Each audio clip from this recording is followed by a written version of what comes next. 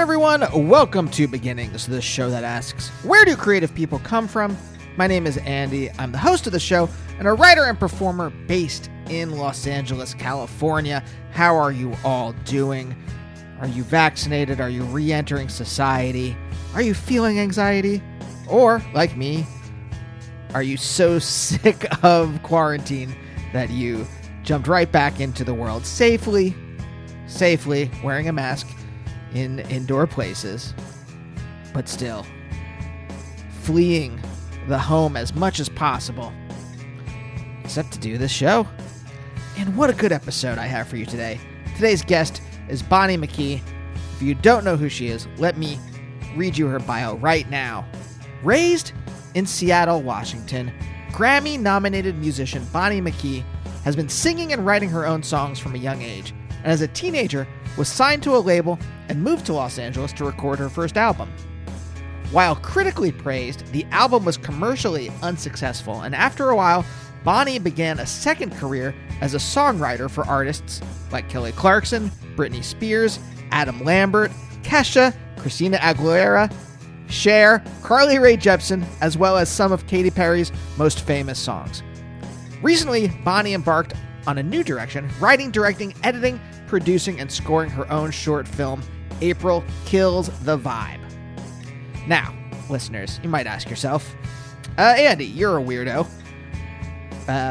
Why are you having a well-known songwriter on the show? Well, friends, when Bonnie's publicist first wrote me, I honestly wasn't sure, but I am really glad that we talked. You know, Bonnie's music, as you might know if you are not a new listener, is really outside my wheelhouse, I would say. But the more I thought about it, the more I thought it would be really interesting to talk to someone like Bonnie that has the ability to connect with people on such a mass level, which is a skill or talent that I just don't have. And look, I love the people that are fans of the show or fans of couples therapy or the people in the industry that have championed my work. But look, it's very obvious when my neighbor and I are outside and we're letting the dogs play, Mabel and Theo, we're letting them play together. And, you know, we're just engaging in small talk and he asks me how I am and I start jokingly and briefly, you know, not launching into a long monologue, but briefly a joke about something neurotic or anxious. And it's pretty obvious he is taken aback by this. And I would say my neighbor is not the weird one in this equation. So, I mean, Bonnie has written some of Katy Perry's biggest hits for other well-known pop artists. And I was really, really interested and intrigued in how she built that skill and where it came from. And I don't want to spoil any of the talk, but I would say it's pretty fascinating. So I hope you enjoyed this talk.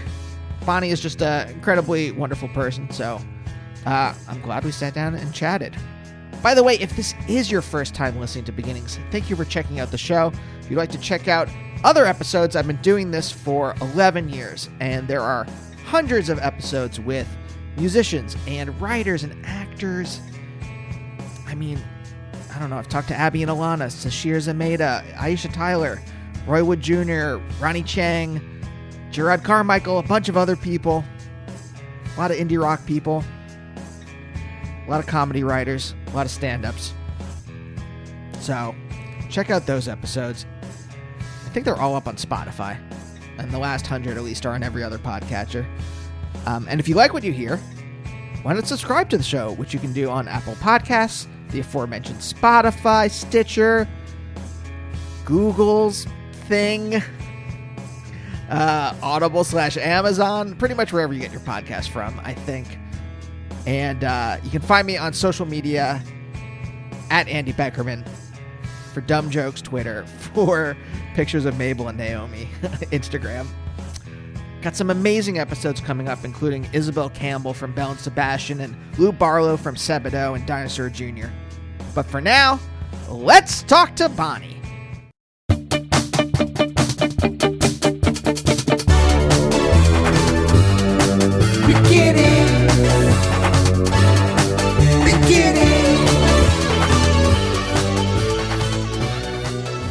Okay, so I'm out of my mind with insomnia, but how are you doing? I'm also suffering from insomnia.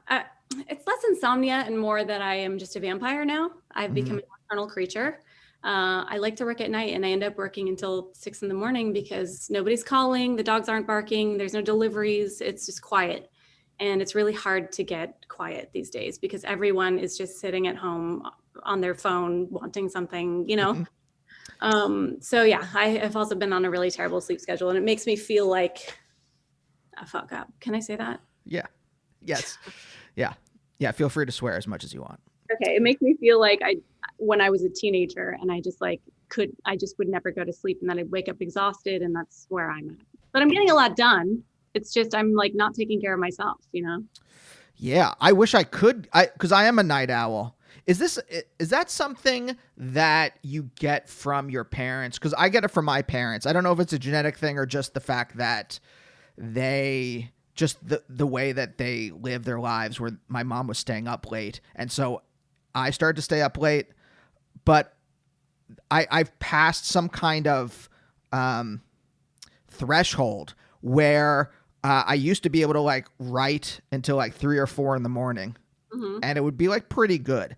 Hmm. Now that's not the case anymore. I could write till 3 or 4 in the morning, but it would be like garbage that I would have to page one rewrite the next day.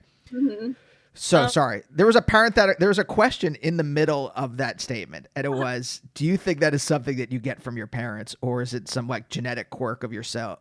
No, my dad was a military man, and so he was always like early to rise. And my mom, no, I just am a weirdo, and I just like to be alone, and I need to be alone to create, and that's the only time I can really find to be alone, you know. Yeah, yeah. I find that the last year very challenging because there are certain things. Not that I'm like a real songwriter, but I play music, and I find like specifically writing music to be something I need to do without my wife being able to hear me. Hmm. I don't know why. I really I should probably talk about it in therapy next week. But like I don't why does it have to be such a solitary thing? And so I have barely picked up my guitar in the last year. Yeah, I mean, when you're sharing a space with someone, it's like even if you love them and everything's good and everybody gets along, there's just something about having another person in the house where I don't feel like I get to fully recharge. You know what I mean? Like I need to charge my battery, and that means I can feel someone's energy, even in a big house, even on the other side of the house. Like I just need to know that I'm completely alone. Or I have this thing in my head where I'm thinking about what do they need? What do they want? Am I taking too long? Am I, and it's just like a codependent thing that Yeah. I've always had. So being alone is very important for me. Yeah, yeah. Yeah. We can work it out in Al-Anon at some Yeah. point. Yeah. But wait, so do you need, but like I think for me there's this thing where like especially cuz like I need to like fuck around. I don't hear music in my head. I don't know if you do. But so that'll be the question. But um I need to like really fuck around like externally on the guitar or on a keyboard or something to find something that piques my interest, I guess. Do you hear music in your head so you're able to, okay, I know, oh, A chord, okay, great. So I want it to go A, G, and then you can just do it? Or do you have to like fuck around? Rarely do I hear a melody in my head before I just fuck around. I also have to record as I go because I'll just forget everything, and I don't like using the recording app on my phone because it's a pain in the ass to go through. So I just will open up Pro Tools and like put in a track or whatever, and then just start mumbling and seeing what comes out of me, and then I can organize it from there. Because I'm also Yeah. really visual, so I need to be like, oh yeah, like this blue one and that yellow one, and these go together. But it's really rare that I have a melody just come to me out of the blue. Like I have to just like see what comes out when I'm at the mic. Are you self-conscious about that then? Because now that we're talking, I'm like, oh, it's that I'm very self-conscious, and so fucking around. If someone can hear my mistakes or hear me just like, screwing around, and if it doesn't sound good, I'm self-conscious about that. Are you the same way? I used to be, definitely. It took me years to get used to doing that in front of other people. But when being a professional songwriter, it's like when I get in the room, that's just your job. You get in the room and then everyone just says, okay, permission to suck. Everyone has permission to suck. Just get Yeah. on the mic and see what happens. Like you have to be totally uninhibited, because like your bad idea might spark someone else's good one, and then you build off of that, So I kind of lost that a long time ago. Like when you have to create under the gun, you're like, I just got to get it done today. So there's no time for insecurity, Yeah, that's a dumb question. As you're saying that, I'm like, oh, right. It's the exact same thing. Anytime someone says something about like comedy or writing or something like that, and as someone who's outside of your profession, Mhm. I just assumed it was magically different or something, where then it's just like, no, it's like, it's the same thing as like, if you're doing, if you're in a writer's room and you guys are just improvising some ideas and you're just bouncing off each other. It's the exact same thing. Why did I, in my brain, put it together as question at all? It's not a stupid question at all. And it really makes a difference who you're in the room with, because like there will be the occasions where I go in with someone and they might be judgy or weird about, or I feel like I don't have the right judge for this particular session. And so, yeah, I still will get that, but I just have to swallow my pride and be like, okay, permission to suck. Let's go. Now, I mean, when did you shed that? Because you've been writing music since you were young, right? It's teenager, I think, is when I read that you started doing this professionally. I started out writing by myself. I started out just sitting at the piano in my, solitary mode, and sitting at the piano and seeing what would come out of me. And then it took me a few years of being in the like songwriting game, because I used to just write songs for myself. I didn't go into it planning on being a professional songwriter for other people. There's really an ego death that happens when you start collaborating, where you have to accept that maybe someone has an idea that's better than yours, or maybe you have to compromise a little bit for the sake of the song. And that's a learned skill. So it takes a while. And now I'm just like, I don't give a shit at all. If I throw something out and someone's like, that's terrible, I'm like, great, here's another one, and I always try to be kind, especially with new artists, when they are throwing out ideas, where I don't just like shoot somebody down, where I'm just like, that's cool, maybe we can build off of that, or what about this instead, rather than like, that sucks, which I've had happen to me, and then it like scars me forever and I never forget, So does that go in the other direction? When you said ego death, it really connected with me, and I'm curious if it goes in the other direction, not just like, oh, this idea is all right, I don't care, but like if you have a good idea, someone else sings that then, right? Mm-hmm. I remember the first writing job I had was on a talk show, and I remember the first joke that I got on the air, and I was like, yes. And when I saw the host perform it, and then he got a laugh, and I was like, wait, that's my laugh. It went from in almost a split second. It went from, oh, that's great, to wait, I wanted that laugh. I wanted that. I mean, yeah, that just about destroyed me for a long time, because I came into this town wanting to be an artist myself, and I had a good start. I got a big record deal. All the stars aligned, everything was looking good. And then it was like the beginning of iTunes and the internet, and people hadn't really figured it out. So my shit flopped. And then it was like, okay, well, what can I do? I'm not going to move back to Seattle and just, work in a coffee shop. So I had to adapt. So I started writing for other people, and it was really, really hard to give away my ideas. But eventually I realized that I'm full of great ideas. Yeah. So there's always going to be another one. But there's certain things that I save for myself. Like sometimes I'll be in a session with someone and it'll start to lean in a direction that I'm like, that's for me. And so I'll be like, that's terrible. Let's go this way. So yes, I definitely understand that. But it also, it feels good to know that my intellectual property can move the world, like when I have a hit song with another artist, I'm like, that's me. I get to share, and I get to have a piece of that, Yeah. I mean, there seems to be something very particular about you. Like I was thinking about, before I do one of these interviews, I kind of imagine the interview in my head, and I imagine like what to talk about. Besides just like the basic, like I research on you. But cause I'm such like a weird, I mean, you don't know much about me or anything probably, but like, besides that, I'm neurotic, from the last 10 minutes of talking. But like, I'm a very niche, weird kind of like writer. And, you seem able to tap into something larger that is just inaccessible to me, that I don't understand. And I don't have the talent or ability, more like ability to be able to tap into.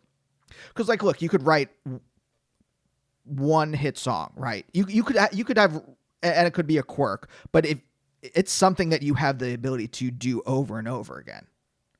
And I'm kind of curious about like, have you thought about like what it is you are tapping into that resonates with so many people? Yeah, it's a different kind of art making.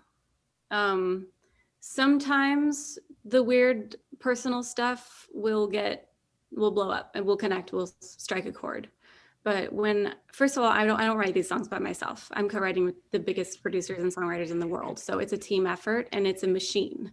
There is a formula to that.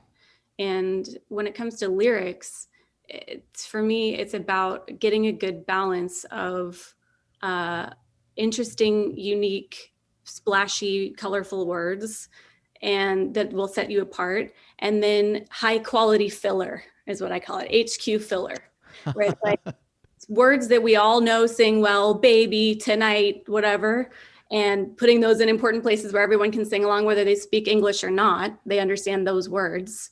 And finding a good combination of high quality filler and then like unique splashy words, and then also I think it's important to have a root of heart, because I think a lot of pop writers, it's easy to kind of fill in the blanks where it's kind of like Mad Libs, where like, okay, we've got a cool melody, let's just like fill in stuff that rhymes.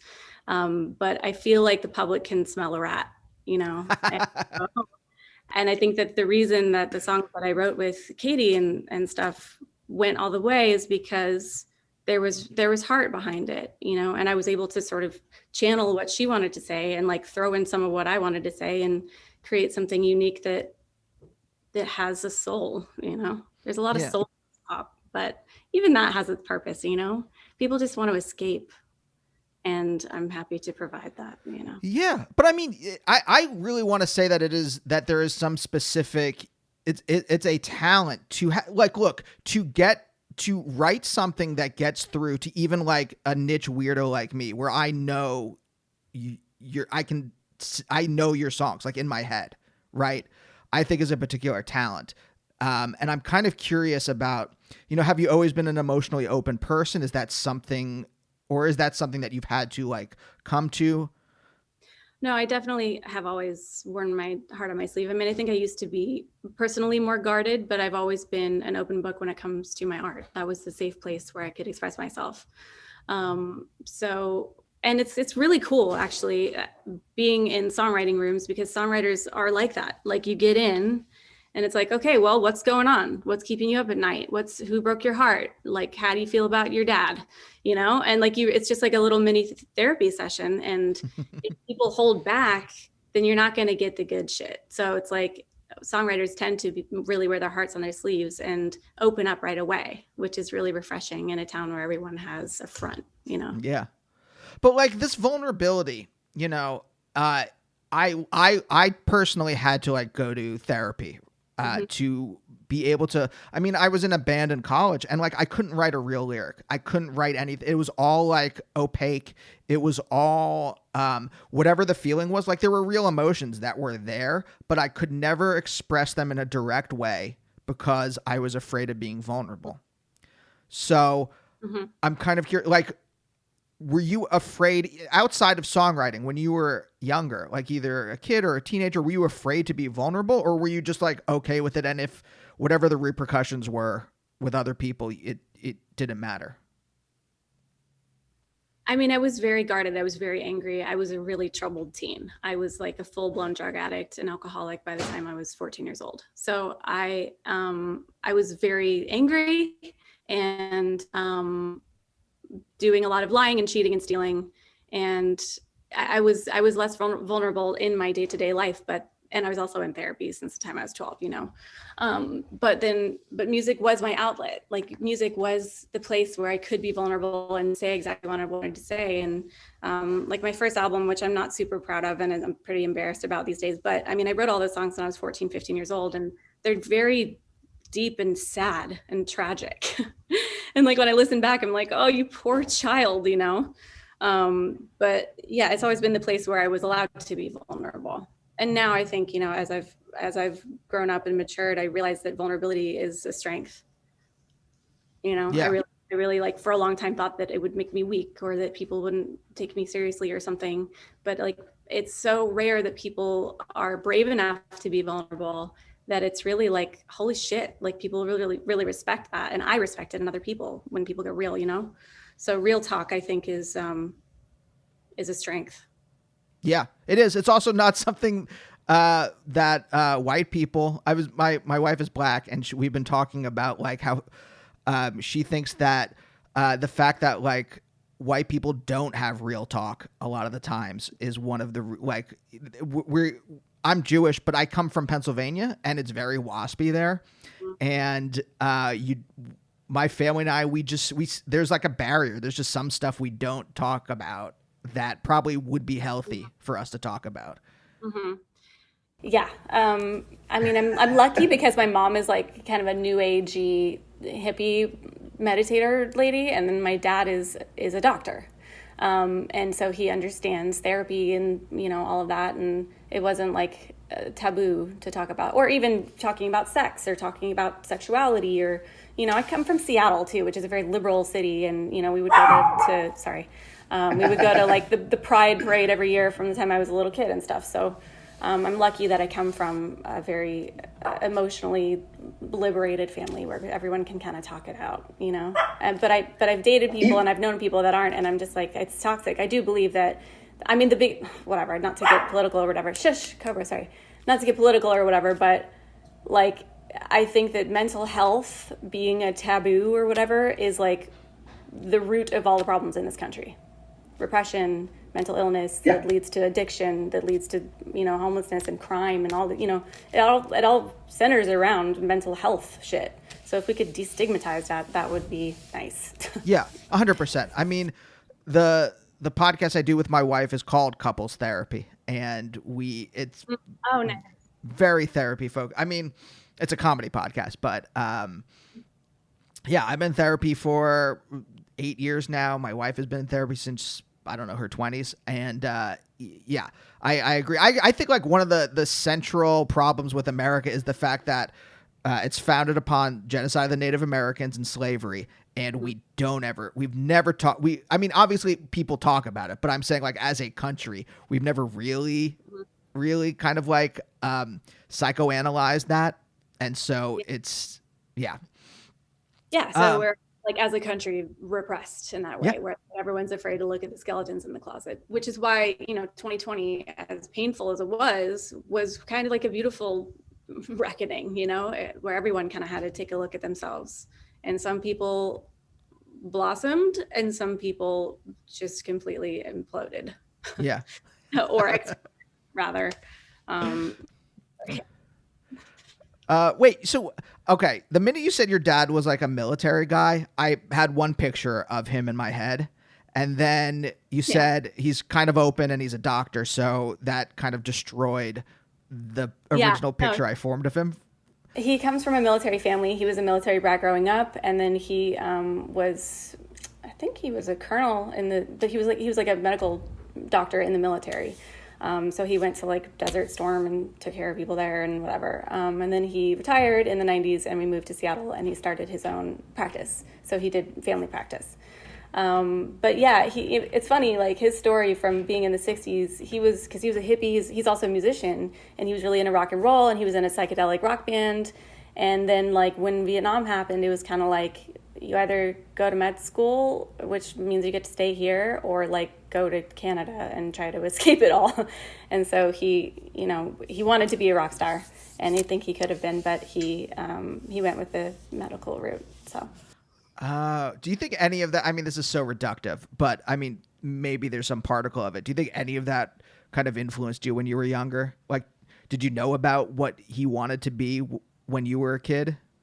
No, my father's very musical, and there was always music in the house growing up, and we would sing together and play together. And he has 7 brothers and sisters, and all of them are musical. And so family reunions were always like everyone singing in harmony and dancing and everything. So yeah, he was a huge influence on me. And he would take me to the opera, and I was in choir and everything. So yeah, his musical background definitely influenced me.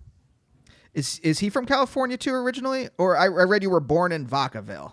Yeah, I was born in Ville. And no, but he's from my whole family's from the South, actually. But he was a military brat, so he lived all over the world growing up. But primarily they're from Georgia and South Carolina. And yeah, but we were like the black sheep of the family moving to the West Coast. So he's lived on the West Coast for the past 30 years. Do you think any of Southern culture influenced your family at all? I realized I'm like, oh, I don't know any Bonnies. And then I as soon as you said that, I'm like, oh, right, it's a very Southern name. And I, as a Jew, have not traveled south of the Mason-Dixon very often. Yeah, I'm named after my grandmother on my mom's side. So it is, my full name is Bonnie Lee McKee. So my family calls me Bonnie Lee. And every time I get on the phone with them, I suddenly have a Southern accent, you know.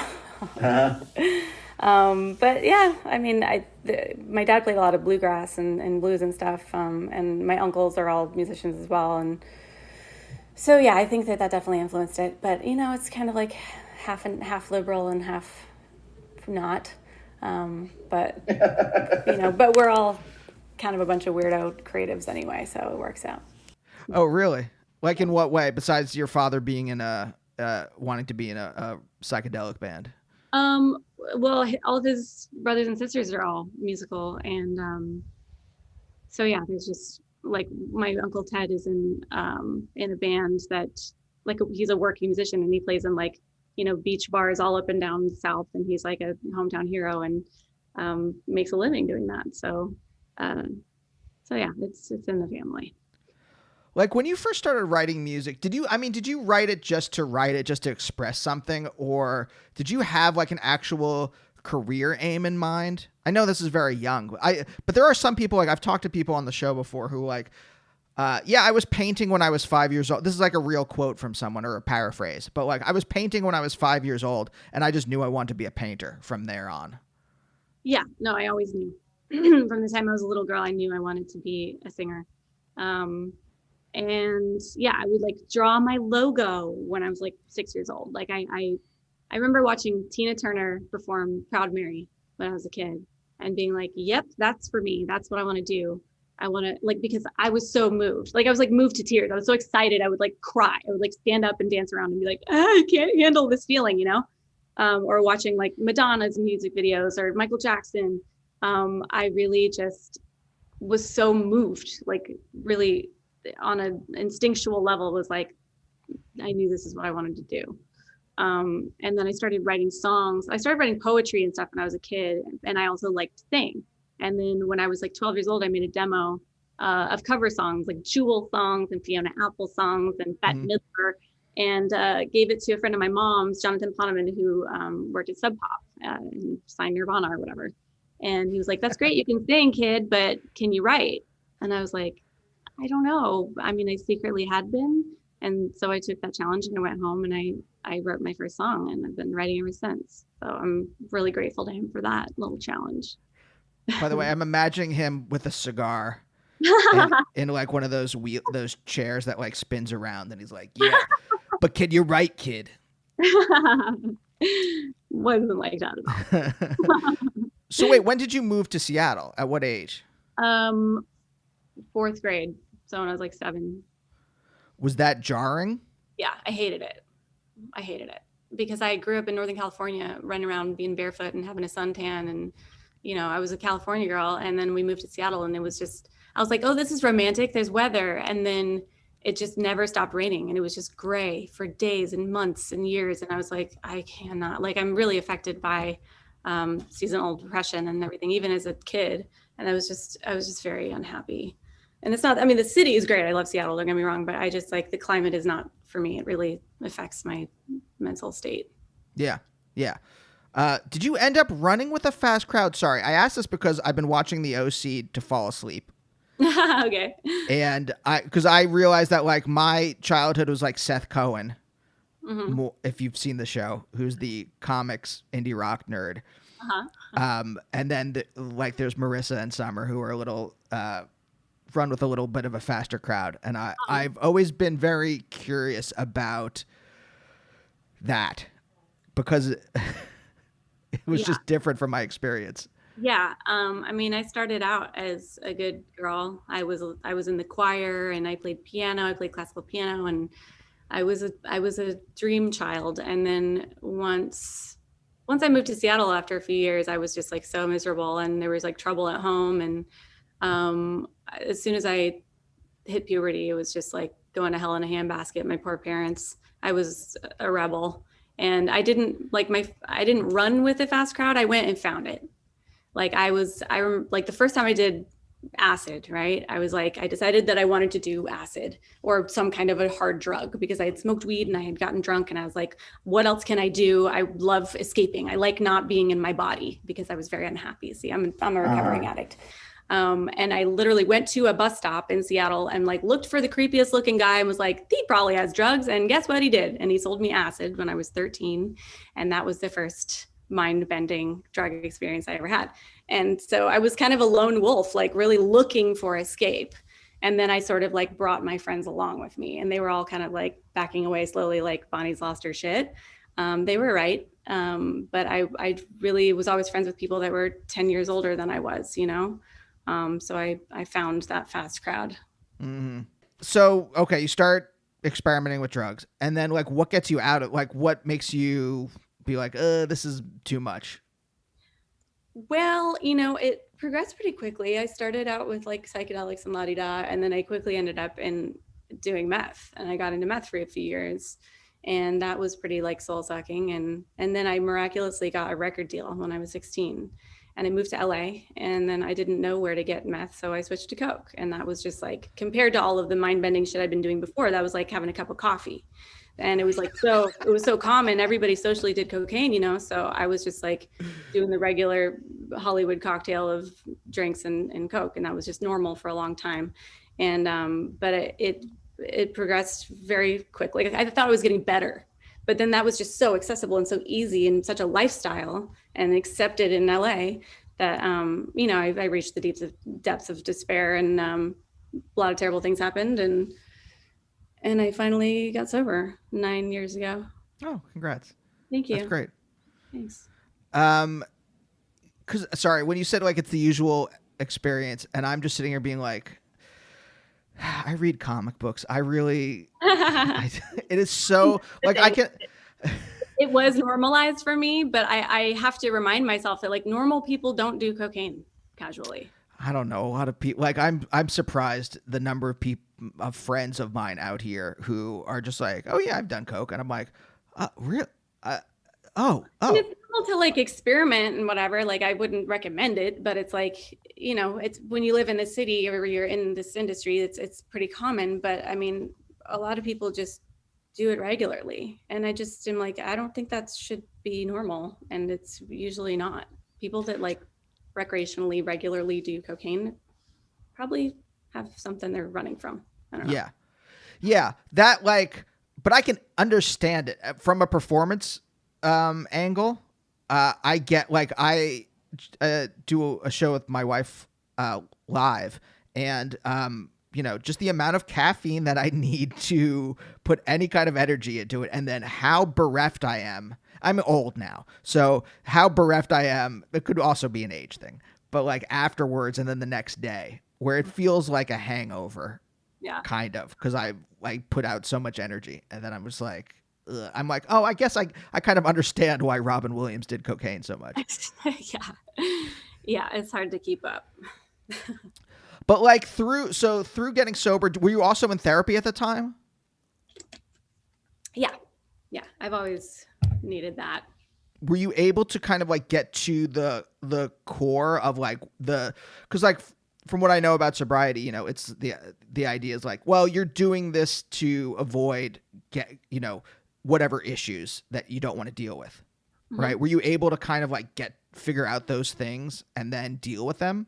Yeah, I mean, getting sober isn't, you're not suddenly cured. Getting sober is a lifestyle, and it's something that I continue to work, a 12-step program. And it's not usually just one thing. It's not like, oh, like I'm sad because this happened when I was a kid. It's like, it's, it's a disease, and it's a thinking problem, really.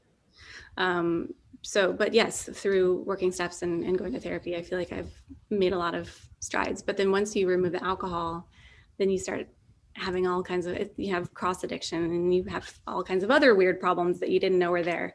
So since I haven't had a drink in so long, it's now switched to dealing with some of those deeper, darker things. But it's exciting. It's a transformation, and it's the best decision I ever made. I'm so happy being so. Honestly, I don't know where I'd be. Probably dead. I mean, I'm not asking you this just to like kind of push into a wound. I'm curious about your artistic process or how your creativity functioned as you got sober. It got better.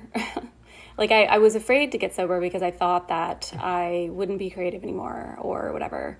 Or like I wouldn't, but here's the thing, I had a lifetime of getting drunk and high and terrible things happening. I have a whole well of trauma to pull from. I don't need to live in that reality to pull from it and create something from it. I've got a whole bank of memories, you know? And so it's a lot easier to be prolific and finish things and show up and be a responsible creator when I'm not hungover and when I'm not deeply depressed, you know? So I'm grateful for the life that I had that was a struggle. I feel like it makes me a better artist that I was able to live through that and I can really connect with people through that, but I don't need to live that every day. Yeah. Do you think I'm just throwing this out, it just occurred to me, but like, it's very painful to be emotionally open and to have your antenna up all the time and kind of I don't know if this is you, but for me, like I get attuned to other people's emotions very easily because the antenna is always up and it's just like my boundaries aren't very good. And I should probably work on learning how to put them up or have them stronger. And I have to imagine that, let me ask you this. Did that in any way, was it like painful to get attuned to other people's emotions? I mean, I think that's a big reason why I started drinking is what I've sort of discovered is that I am an empath and I pick up on other people's emotions and I'm very much affected by that. So, you know, when my parents weren't happy when I was a kid, then I was like bending over backwards to try to please everybody. And I want, you know, it's exhausting, you know, and I still have that problem because I'm a good listener and I genuinely care about people. And that's also a big reason why I'm an artist, because I want to help people with my art, you know. But sometimes, you know, when I open myself up too much to people, when I try to save everybody, there's nothing left for me, you know. And so that's been one of the big things that I've learned in getting sober is just like learning to take care of myself and be there for other people, help other people, but to have boundaries. And that's really hard for me because I hate to say no. I hate to say no to people. I hate to let people down. But it's also like I've helped people to my own detriment, you know, where my life becomes unmanageable because I'm trying to save everybody, you know. I was literally talking about this in therapy yesterday, where it is painful for me to say no to someone. Mm-hmm. And I have to, like I've learned to say no, but it hasn't stopped the pain. It hasn't made it less painful. I read a really incredible book just this past year that really cracked it open for me called Codependent No More. Changed everything for me and made me realize that literally every relationship in my life, from my relationship with my mother to my boyfriend to a stranger on the street that wants, like, you know, crazy person comes up, starts talking to me, I can't walk away. I'm like, oh, really? Oh, yes, the aliens are coming. Oh, I know. Well, this is what I think about. I'm like, why am I've got somewhere to be. I'm late, you know, but I can't walk away because and that is just people pleasing. And it has to do with your own self-worth, you know, mm-hmm. where like, if you don't please people, then you don't deserve to be loved, you know. It's pretty heavy, but anyway, so this book really changed my life. So I would highly recommend that if you're struggling with codependent stuff and empathetic stuff. Yeah. It really, I mean, literally you saying that, I'm just like, oh yeah, that makes sense. That's me. Yeah. I get it.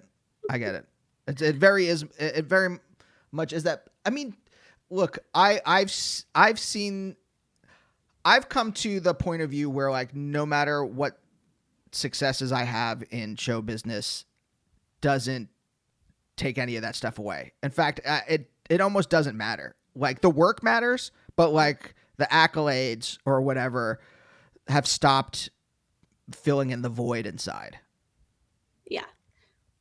Well, yeah, for a long time, I another epiphany that I had in sobriety, because I got sober and I was taking care of myself and doing my thing, and I was successful and I had hits on the radio and I bought a house and and I was like, why am I still so unhappy? And then I realized that I had made success my higher power. Mm-hmm. And that is really a slippery slope, because success relies on other people liking me and liking my work. And anytime you put all of your own self-worth into the hands of someone else, especially the public, which is so fickle, you're doomed to fail. Yeah. You fail yourself, I mean. So, I mean, for me, it's just been about finding a higher power of my understanding and connecting to that. And that kind of fills what they call the God-sized hole in us. Mm-hmm. And so finding spirituality has really helped me ease that discomfort of like worrying about success, worrying about what other people think about me, trying to save everybody. That's really kind of the answer to all of my problems. It's just knowing that I have a higher power. Yeah. Did you see any of this spirituality? You referred to your mom as, I forget what phrase, but like, I'm going to say new agey, but mm-hmm. I think I'm paraphrasing what you said. I think you used the word hippie or something like that. Mm-hmm. What was she like when you were growing up? My mother is a fanatic about transcendental meditation. And so that was kind of the closest thing to religion that we had growing up in my household. And so she was always about, astrology and, she would talk about the different Indian gods and, stuff like that. But she instilled this belief in magic in me. And that I'm really grateful for that, because she always told me from the time I was a little girl, like, because she had my chart done, my Vedic astrology chart done when I was a child. And she was like, you're going to be famous. You're going to be rich. You're never going to have to worry about money. You're a writer. You're an artist. You're this and that. And like, I had my chart done in my early 20s because I was like floundering, and like I had lost my first record deal and I had nothing, and I was like, do I have to move home? I don't know what to do. And I'm telling you, it was like to the date.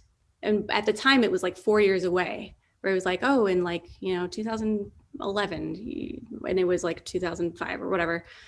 He was like, keep writing, pen to paper, pen to paper, pen to paper. And I was like, what the fuck am I supposed to do for the next 5 years? And he's like, just write. And then on the date, I had my first #1 song. And it was like, there were all of these very specific dates that he called, and he told me, just write. And I was like, I don't understand, because I just thought I was an artist. And he was right. So I don't know. I believe in magic. I believe in synchronicity. I think it all makes sense to me. I think I personally have this, like, I'm a very science-minded person, but I think a lot of stuff, I've talked to a lot of people on the show who like believe in magic or astrology or, carry quartz around or something like that. And I think it orients people in a certain way. Definitely. So that you are open to certain possibilities in a way that you might otherwise close yourself off to. Yeah. No, I'm like a full-blown witchy witch. And I have my candles and my ceremonies and my crystals, and I take it very seriously. It really, really grounds me, because I didn't grow up with religion, and I didn't, I don't have a lot of structure in my life. So having that practice and that ritual for me every day really keeps me grounded. And I think it works. It's just about setting an intention and sort of manifestation, Yeah. Yeah. That's amazing. Yeah. That's the thing. So wait, besides your mom and transcendental meditation, I am curious about this. Like, were you searching for structure? Like, were there any other kinds of structure in your life when you were growing up? Because I do think religion, whether I'm Jewish, I'm not really spiritual at all. Like, I just don't, whatever that feeling is that other people have, it's just not in me. But I do really appreciate the structures that Judaism gave me. Mm-hmm. Were you searching for some kind of structure when you were younger? I had no structure as a child. My mom kind of let me do whatever I wanted. And then I no one could tame me. I was a wild animal, and I kept waiting for discipline, and I never got it. And the one thing that I had was my choir. My choir was like a competitive choir, and I went to that twice a week. And we traveled the world. We played at the Vatican, and that was like the most structure that I had and the most discipline that I had. And I really needed that. I still, to this day, struggle with structure because I'm in a weird artistic field. Like I always like dreamed of doing a TV show, because then it would be like going to school or something where it's like everybody shows up at set, it's the same people, you go to the same place, and so that's, I don't know, kind of why I wanted to get into filmmaking and stuff too, because that's, I don't know, I'm ready for a new path. I'm ready for a new creative path. So I made this short film, April Kills the Vibe, and I want to make it into a series. That's the plan, like a musical series.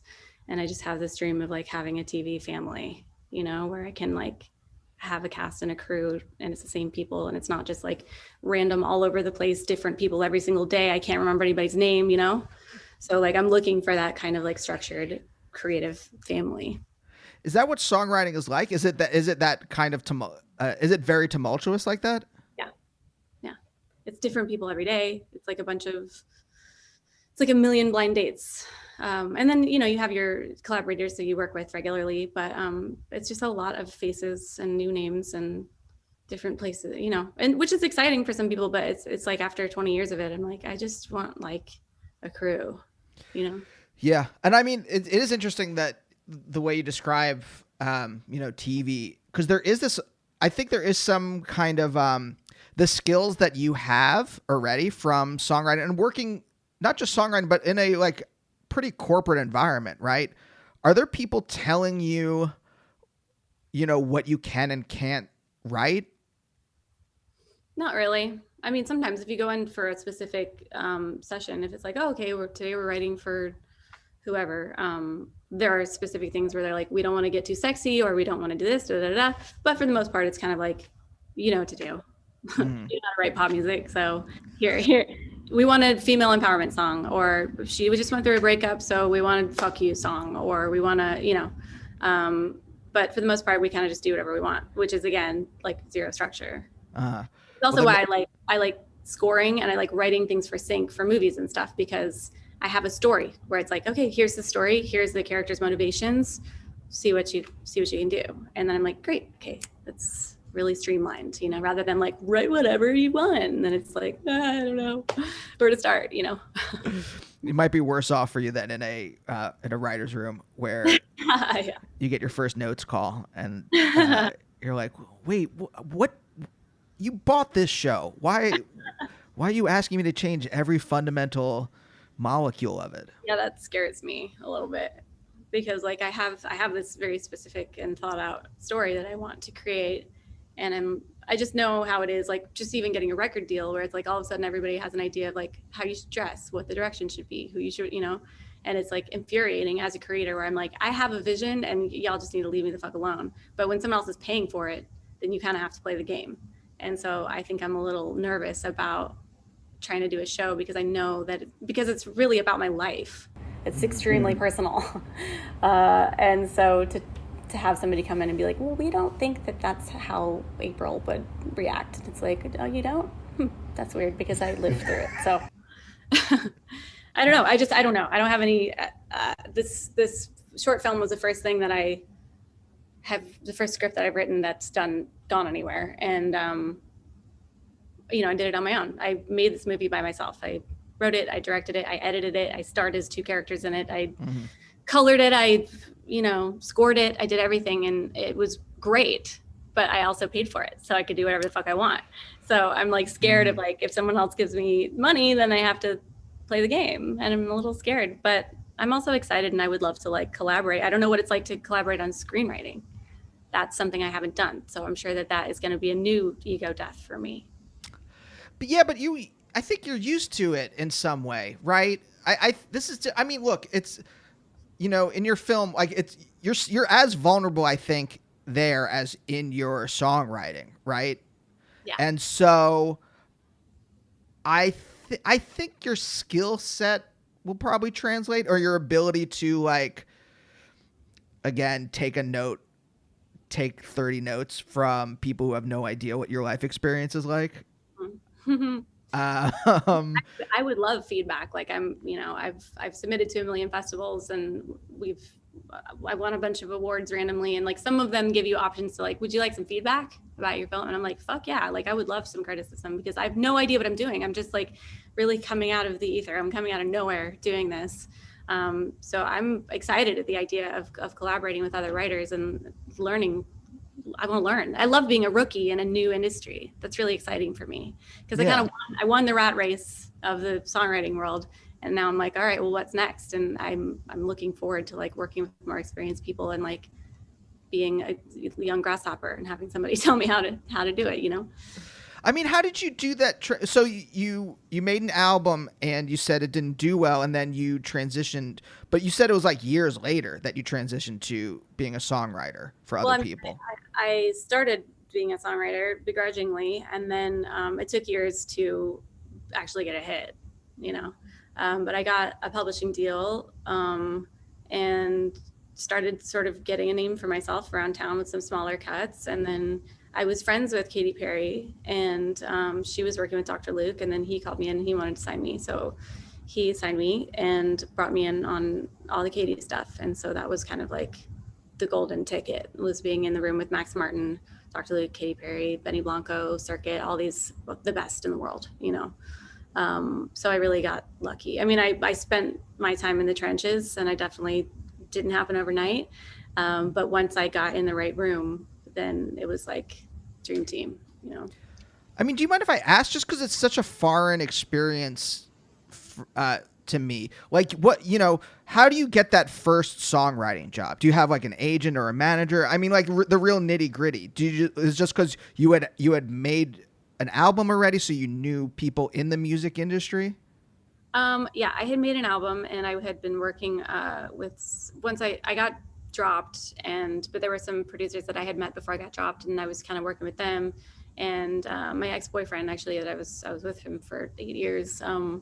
He was a producer, and he was getting some heat and like getting in on cool stuff. And so he had just gotten a publishing deal at Pulse, which was a boutique company. And I came in like, hey, I can write too. I can write too. And everyone was like, whatever. And I was kind of like the annoying kid sister. But they used me to record the demos because I could sing. And then I would sort of force my way in and be like, no, I can write too. And then I ended up being one of the biggest writers at that company and putting it on the map. So not a kid sister anymore. So then it's the same thing like probably in just every other. Again, I'm like, oh, this is so far into like a screenwriter or something. Basically, a publisher is like an agent for a songwriter, where the publishers are the ones that put you in the room with different producers, talk to the labels, go, hey, we got this girl that's good at like female stuff, like, so let's put her in with this other producer that's got some heat. And then they sort of like set up the sessions for you. And then, take half your money. So Half? yeah. You guys have it way worse than us. Yeah. I'm sorry. It's just like, I mean, like, 20% to your agent and manager, and then maybe 5% to a lawyer. And then the music. Did you ever read? Do you know Steve Albini? He's a producer and he's a musician too. He did this famous essay in the 90s where he broke down. He's like because in the 90s they were signing like all these like indie rock bands to like big labels, and he wrote this essay where he's like, they're not making any money. He's like, here's how everyone above them is making all the money. Mm-hmm. And then they actually are in debt because of like they were advanced money for the tour, or they were advanced money for merchandise or something. Mm-hmm. Yeah, no, it's criminal. Which is why I've had two major record label deals, and I finally decided to go independent. And once I did that, I realized the importance of owning my masters, because the record labels own the masters, and that's where a lot of the money comes from. And then with publishing, I mean, my publishers helped me a lot in the beginning. I would not have anything if I hadn't signed that publishing deal. But then it's like, once you've established yourself and you have a name and you've got some hits, then like, it's not really totally necessary. But they help with getting your songs synced in movies and stuff like that. I mean, I love my publishers, don't get me wrong. Like there's a use for that, especially when you have a good team. But it's just, it's a tough pill to swallow, half of the money, you know? Were you a business-minded person at all? Because it seems like you came from a background that's very, not just like structuralist, but like you said, your mom was kind of a hippie. Your dad, even though I guess he had his own practice, right? Or he was part of a practice. Like, did you have any kind of? Because I didn't. I asked this because I didn't, and I thought every year that I do something new, I'm like, oh, finally I understand this business. And then the rug gets pulled out from under me, and I'm just like, oh wait, I signed that thing away? I didn't mean to do that. I thought I read this contract. Yeah, I mean, they make the contracts purposefully vague so that people like us don't know what we're signing. So yeah, I don't consider myself a super business-minded person. I just have like learned the hard way how I'm getting fucked, And it's important to understand that, because I mean, there are certain things that I do hope change in the music industry and in the entertainment industry as a whole. But there are also things that are just like, you got to pay the piper, So, but I think that nowadays the artists have a direct line to their audiences. And so I feel like some of that is kind of becoming archaic, where it's like, we really don't need that middleman anymore, Yeah. Yeah. Fingers crossed that in my lifetime.